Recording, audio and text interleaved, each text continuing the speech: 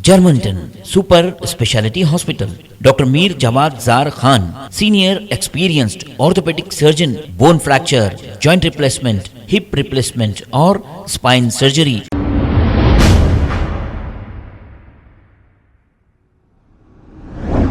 अस्सलाम वालेकुम नाज़रीन, 7H न्यूज़ में आपका इस्तकबाल है। देर रात तक बाहर घूमने वाले नौजवान और देर रात तक होटल्स पान शॉप खुले रखने पर additional DCP south west zone Mohammad Ashfaq और मौलाना अहमदुल्लाह निसार साहब ने एक बयान जारी किया है। आइए देखते हैं ये रिपोर्ट। हमारे हैदराबाद के सीपी साहब के इंस्ट्रक्शंस पे मैं एक महीने से जो इस्टेब्लिशमेंट्स हैं, होटल्स हैं, उनको टाइम की पाबंदी के लिए गुजारिश कर रहा हूँ, इल्तिजा कर रहा हूँ वैसे, और क़ानूनी कार्रवाई भी कर रहा हूँ कि केसेस लगा रहे हैं और बैंड ओवर कर रहे हैं। और एक महीने से मैं इस काम पे तवज्जो दे रहा हूँ और वक्फन मैं अपने एरिया में सरप्राइज विजिट भी कर रहा हूँ। मुझे एक देखने में आया है कि हमारे जो इस्टेब्लिशमेंट्स और होटल ओनर्स हैं उन पर वो क्या बोलते जो भी नहीं चल रही वो के जो कुछ मुहावरा है वैसा हाल है। और मैं ऑब्जर्व कर रहा हूँ कि मुझे इस बात का भी अफसोस है कि हमारे जो एरिया में है ज़्यादातर तबका मुसलमान लोग बिजनेस कर रहे हैं और मुसलमान और जो बच्चे हैं उस बिजनेस में आके डेली नाइट्स में बैठ के वो उनका भी जो है वो भी उनका भी कैरेक्टर ख़राब हो जा रहा, उनकी ज़िंदगी ख़राब हो जा रही, तो बोल के एक अफसोस भी मुझे है। बहरहाल हम इनको चेंज करने की ठान लिया है, इंशाल्लाह हम करेंगे।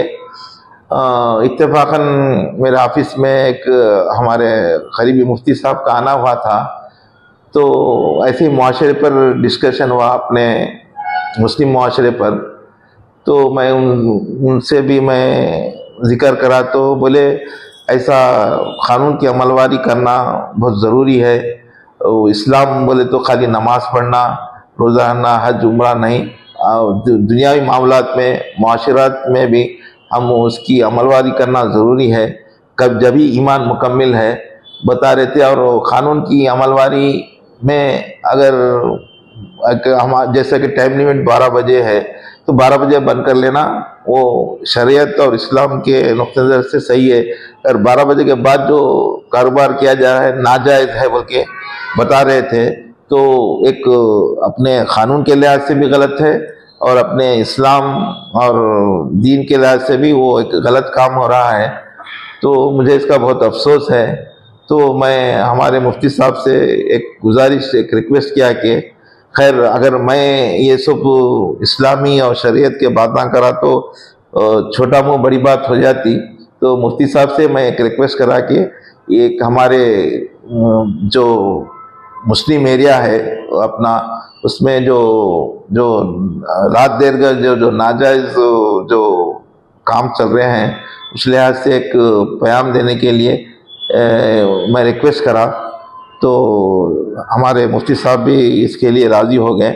तो मेहरबानी करके मैं अभी भी अपने मुस्लिम भाइयों से जो हालांकि अल्हम्दुलिल्लाह बहुत बड़े बिजनेसमैन हैं, वो गलत नाजायज़ तरीके से कारोबार ना करने की गुजारिश कर रहा हूँ।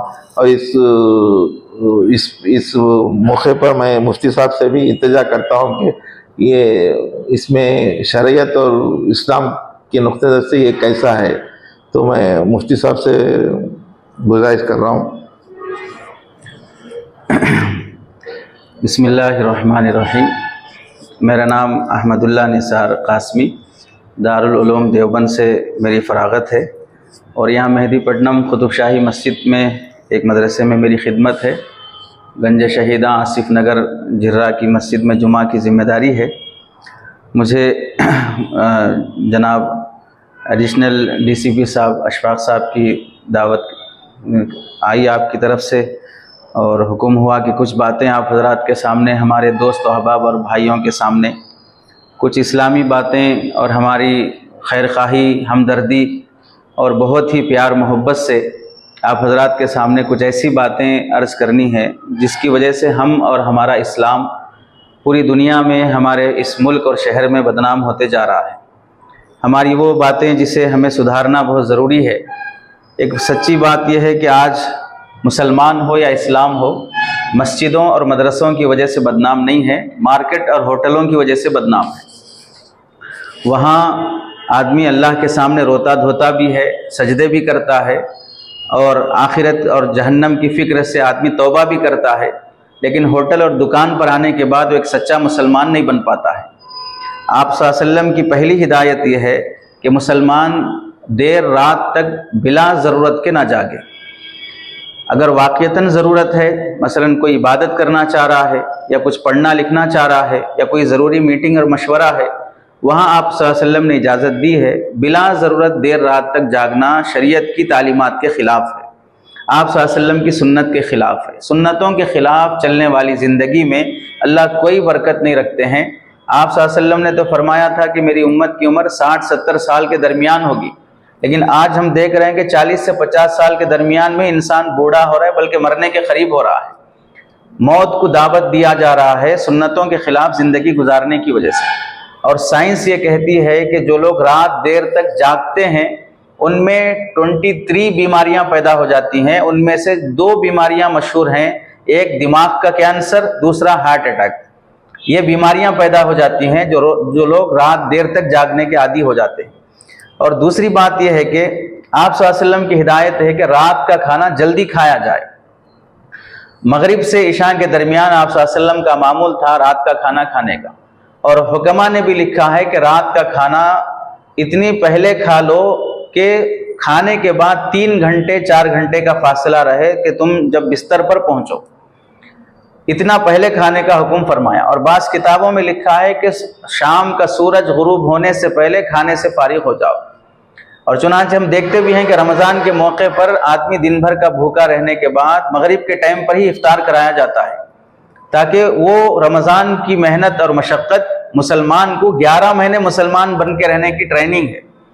यहाँ रात देर तक होटलें खुली रहने और रात देर तक खाते खिलाते रहने में, आदमी जब रात देर गुजरने के बाद खाता है तो उसमें शुगर और डायलिसिस की बीमारी आम तौर से पैदा हो जाती है। आप हजरात डॉक्टरों से मालूम कर सकते हैं, हमने भी मालूम किया, डायलिसिस का और शुगर का मर्ज पूरी दुनिया में जहां सबसे ज़्यादा है, इंडिया टॉप लेवल पर है। और इंडिया में हमने किसी रिसर्च करने वाले से मालूम किया तो बताया गया कि इंडिया में हमारा ये तेलंगाना और आंध्रा का एरिया, बिलखुसूस उसमें हैदराबाद का एरिया जिसमें सबसे ज़्यादा डायलिसिस सेंटर पाए जाते हैं, उन डायलिसिस सेंटरों में 300 से ज़ायद डायलिसिस सेंटर हैं। उनमें सबसे ज़्यादा 80 से 90% मुसलमान पेशेंट हैं। रात देर तक खाने की बीमारियों की वजह से शुगर का मर्ज पैदा हो जाता है, डायलिसिस का मर्ज पैदा हो जाता है। आज सेहतमंद मुसलमान मिलना मुश्किल है, बीमार मुसलमान हर जगह पाए जाएंगे।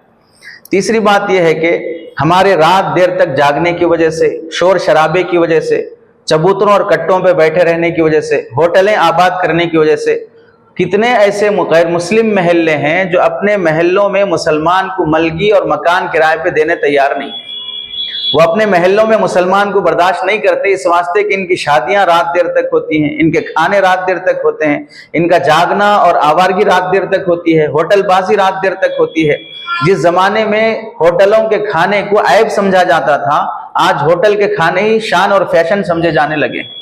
इस वास्ते कोई गैर मुस्लिम मुसलमानों को अपने महल्ले में किराए पर मकान देने तैयार नहीं है। अब इससे खुद समझे हम, जहां भाईचारगी हम पैदा करना चाहते हैं मुसलमान और गैर मुस्लिम में, हमारी बदअमली और बदअखलाकी की वजह से वो नफरत पर उतर आए हैं कि इससे हम मुसलमान वो है, अल्लाह के नबी अलैहिस्सलाम ने फरमाया, जिसकी जुबान से और जिसके हाथ से दूसरे को तकलीफ ना पहुंचे।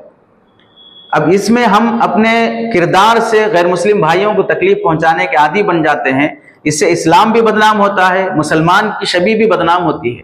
हम तो दुनिया में आए थे पूरी दुनिया को इस्लाम का पैगाम देने के लिए, अमन और शांति का पैगाम देने के लिए, लेकिन अपनी बदअखलाकी और बदकिरदारी की वजह से इस्लाम को बदनाम करने का जरिया बन गए।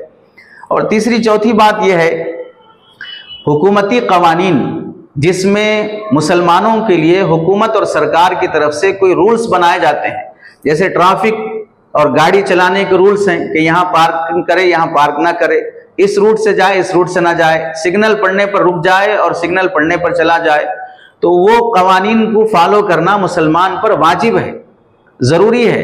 इससे मुल्क के अंदर झगड़ा, एक दूसरे को तकलीफ पहुंचाना, एक्सीडेंट होना, इन सब चीज़ों से बचा जाता है। इसी वास्ते उलमा ने लिखा है, अगर हुकूमत का कानून है कि वो हेलमेट पहन कर जाए तो पहन कर जाना वाजिब है, ना पहन कर जाना गुनाह होगा, क्योंकि इंसान अपनी जान को खतरे में डाल रहा है।